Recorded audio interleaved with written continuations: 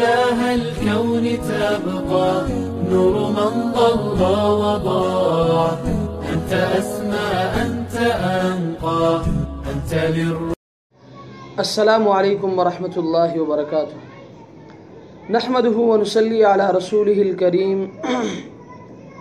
اما بعد فاعوذ باللہ من الشیطان الرجیم. بسم اللہ الرحمن الرحیم.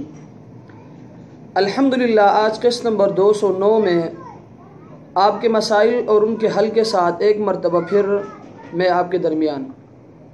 مسئلہ نمبر 1، ٹنڈولیار سندھ سے بھائی عبدالقیوم صاحب نے 3 سوالات کیے ہیں. ان کا پہلا سوال یہ ہے کہ صلاۃ التسبیح کی نماز جماعت کے ساتھ پڑھنا کیسا ہے؟ تو مسئلہ یہ ہے کہ صلاۃ التسبیح نفلی نماز ہے، اس لیے اس کی جماعت مکروہ تحریمی ہے، لہٰذا یہ نماز تنہا پڑھنی چاہیے. فتاوی شامی جلد نمبر 2 صفحہ نمبر 49. ان کا دوسرا سوال یہ ہے کہ معتکف غسل کے لیے مسجد سے نکل سکتا ہے یا نہیں؟ تو مسئلہ یہ کہ معتکف غسل تبرید یعنی ٹھنڈک حاصل کرنے کے لیے نہیں نکل سکتا. اگر نکل جائے تو اس کا اعتکاف فاسد ہو جائے گا. البتہ غسل جنابت کے لیے مسجد سے نکل سکتا ہے. کفایت المفتی جلد نمبر 4 صفحہ نمبر 231.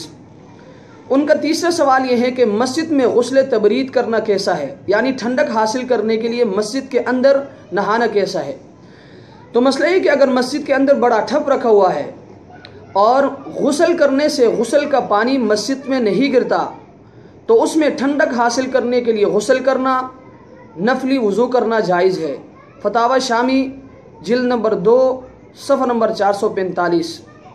مسئلہ نمبر 4، چترال سے بھائی امتیاز صاحب نے 2 سوالات کیے ہیں. ان کا پہلا سوال یہ ہے کہ بارش کے قطرے اگر روزے کی حالت میں منہ میں جا کر حلق سے اتر جائے تو اس کا کیا حکم ہے؟ تو مسئلہ یہ کہ بارش کے قطرے اگر منہ میں جا کر حلق سے اتر جائے تو روزہ فاسد ہو جائے گا، قضا لازم ہے، کفارہ نہیں. فتاوی شامی جلد نمبر 3 صفحہ نمبر 434. ان کا دوسرا سوال یہ ہے کہ بچھو کے ڈسنے سے روزہ فاسد ہوتا ہے یا نہیں؟ تو مسئلہ یہ کہ زہریلی چیزیں مثلا سام، بچھو وغیرہ کے ڈس لینے سے نہ روزہ فاسد ہوتا ہے اور نہ ہی مکروہ ہوتا ہے. بدائع الصنائع جلد نمبر 2 صفحہ نمبر 209.